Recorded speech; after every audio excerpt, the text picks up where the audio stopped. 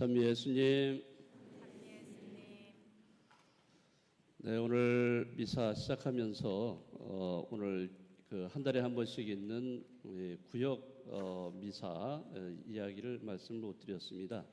오늘 12월 달이기 때문에 12구역이 오늘 그 구역 미사에 이렇게 참여를 하셨습니다. 여기 12구역 다 오신 거죠? 네, 그래요. 이따가 이제 또 우리 구역장님 나오셔서 구호도 좀 하시고, 네, 미사 끝난 다음에 또 프란시스코홀에서 또 간단히 또 음식 나누면서 친교 시간도 갖도록 이렇게 하겠습니다. 네, 그래서 미사 중에 특별히 12구역 앞으로 더 활성화되고 또 서로 단합이 되는 또 구역이 될 수 있도록 기도 드리도록 하겠습니다. 네, 여러분들 여기 대림초에 초 4개 불이 다 들어왔나요? 안 들어왔나요? 네, 어디 있더라? 여기 쟤는 안 보이는데, 네, 여기 다 보이시죠? 네, 대림식이 시작한다라고 얘기를 말씀드렸는데 벌써 4개가 다 켜졌어요. 너무 시간이 빨리 지나가고 있습니다. 네, 어느 틈에 4개가 다 켜져서 이제 아기 예수님이 이제 내일 모레 저녁 때 되면은 이제 우리에게 오십니다. 네. 네, 빛으로 오시는 예수님, 그분께서 강생을 하시고 또 다른 말로 표현하면 육화하는 사건.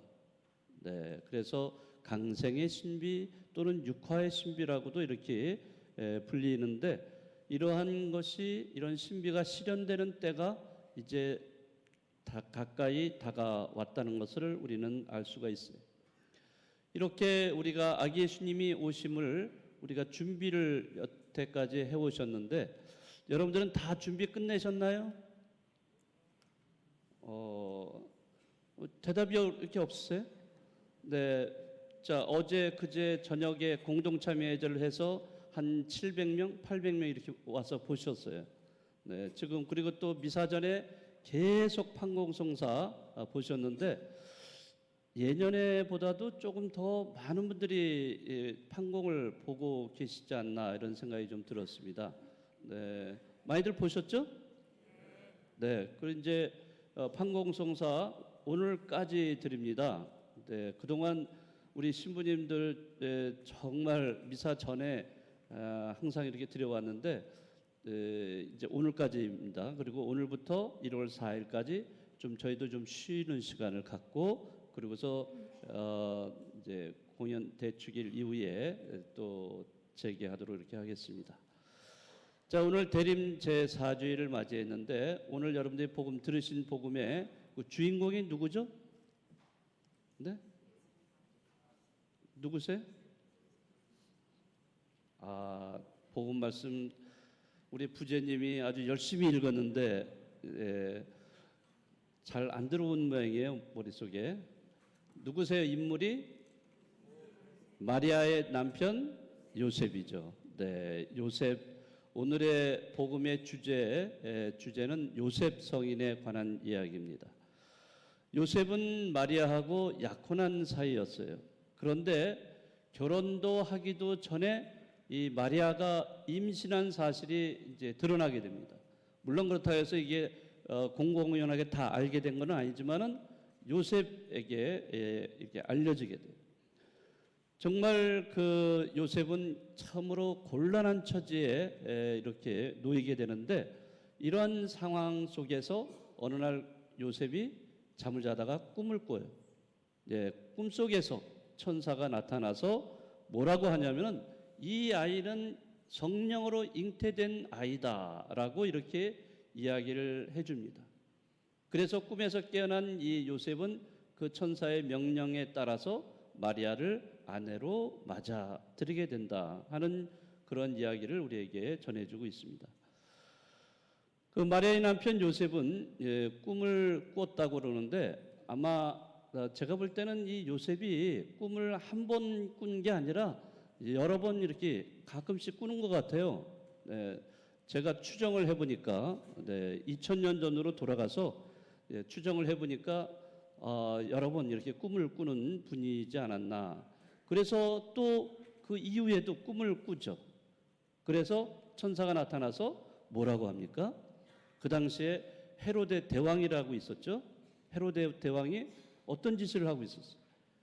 예, 혹시라도 유대인의 새로운 왕이 나타날까 봐서 2살 미만의 아이들을 전부 다 어떻게 했어요? 죽였어요. 학살을 했어요. 학살.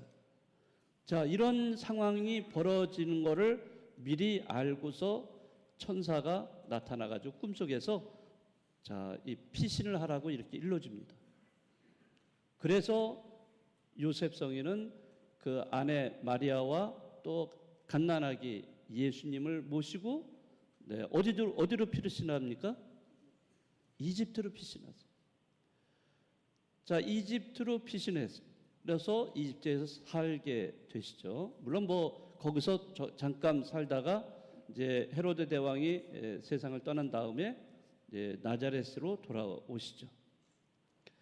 자, 여기서 보면은 이제 아마 난민의 역할을 하신 것 같아요.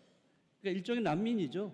네, 남의 나라 땅에 가서 지내게 되는 이런 상황, 난민의 그러한 삶을 잠깐 이렇게 사신 거죠. 이렇게 그 요셉은 그 꿈을 통해서 하느님의 말씀을 듣게 됩니다. 네, 이러한 그 말씀을 들으면서 그 하느님의 뜻에 이렇게 따르게 되는 요셉. 그런데 이 신약의 이 요셉 말고도 또 구약에도 요셉이 있죠. 모르세요? 요셉 누구의 아버지가 누구세요? 창세기에 보면은 네, 아버지는 야곱이죠. 야곱이라는 아버지 아들 중에 그 요셉이라는 아들이 있어요. 그런데 요셉이 그 너무 아버지의 사랑을 너무 많이 독차지하니까 다른 형제들이 시기 질투가 심해가지고 나중에는 이 형제들이 의기투합해가지고 요셉을 죽이려고 그래요.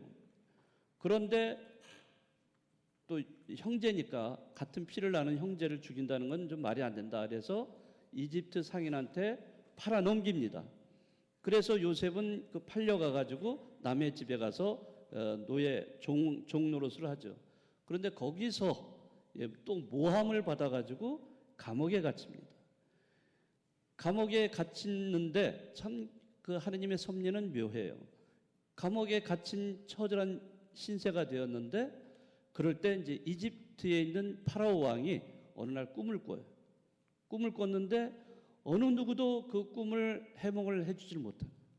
그래서 그 꿈을 해몽을 잘 해준다고 소문이 난 이 요셉, 감옥에 갇힌 요셉에게 찾아옵니다. 그래서 요셉은 파라오 왕 앞에 가서 파라오 왕이 꾸었던 꿈을 해몽을 잘 해줍니다. 그래서 이 파라오 왕은 이 요셉을 이 제상으로 앉히죠. 네, 그러한 것이 이 창세기에 쭉 열거되어 있습니다. 네. 자, 그런 면에서 구약에서의 요셉도 꿈을 잘 해몽하는 그러한 요셉. 또 신약에 와서도 마리아의 남편 요셉도 이 꿈을 통해서 이렇게 하느님의 뜻이 무엇인지를 깨닫게 돼요. 그래서 꿈이라고 하는 것은 어떻게 보면은 하느님이 인간과 소통하는데 도구라고 할 수 있어요. 내지는 이제 매체라고 할 수 있죠. 지금으로 말하자면은 미디어다라고도 얘기할 수 있어요. 물론 뭐 요셉에 해당되는 인물만이 아니라 또 구약이나 신약에서 보면은 또 다른 인물들도 또 그렇게 꿈을 통해서 하느님의 계시를 알아듣습니다. 저도 꿈을 예전에는 좀 꿨어요. 뭐 지금은 별로 그렇게 많이 꾸지는 않는데 예전에는 꿈을 꾸는데 가끔씩 꿀 때마다 꼭 그 개한테 쫓기는 꿈을 제가 많이 꾸었어요. 그것도 사나운 개가 막 쫓아오는데 어떻게 합니까? 안 물리기 위해서 막 도망가다가 결국에는 담벼락에 어떻게 갈 수 없는 딱 거기에 맞들어서 어떻게 할 수가 없어가지고 담을 넘어가요. 막 제가 넘어가는데 사나운 개가 덤벼 들어가지고 제 다리를 막 물어가지고 깜짝 놀라서 깼던 그런 적이 여러 번 있었습니다. 왜 이렇게 사나운 개 꿈을 꿀까 자꾸 생각을 했는데 제가 사실은 보신탕을 좀 좋아하거든요. 예. 근데 제가 신학교 다닐 때만 해도 개 아파트가 있었어요. 신학교에. 그래서 그 개가 어느 날 없어지면은 이제 우리 주방에서 다 요리를 해서 이제 나오게 되는 거죠. 물론 지금은 이제 없어졌어요. 네.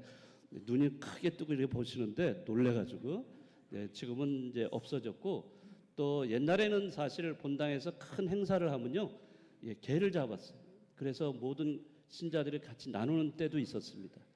지금은 다 없어졌어요. 걱정하지 마세요. 네, 다 없어졌고 이제 먹는 기회도 거의 없습니다. 네. 아무튼 꿈이라고 하는 것은 이렇게 하느님이 우리 인간과 소통하는데 그걸 도구로 사용하신 적도 있다는 것. 지금도 혹시 여러분들 꿈을 꾸신다면은 그런 것도 한번 생각을 해보시는 것도 좋지 않을까 생각합니다. 특별히 오늘 마태복음에서 요셉 꿈에 천사가 나타나 가지고 장차 태어날 그 아기에 대해서 이름을 알려줍니다. 네, 그래서 이 이름에 대해서도 오늘 잘 생각을 해보셔야 됩니다. 그 이름이라고 하는 것은 그 사람의 존재의 가치, 존재의 의미를 드러내 주는 거기 때문에 이름을 짓는 것은 굉장히 중요한 겁니다. 그래서 장명소까지 찾아가서 사람들이 이름을 짓기도 하는데요. 그 이름에 따라서 자기 삶이 좌우된다고 생각하기 때문에 그렇습니다. 사실 이름이 굉장히 중요하죠.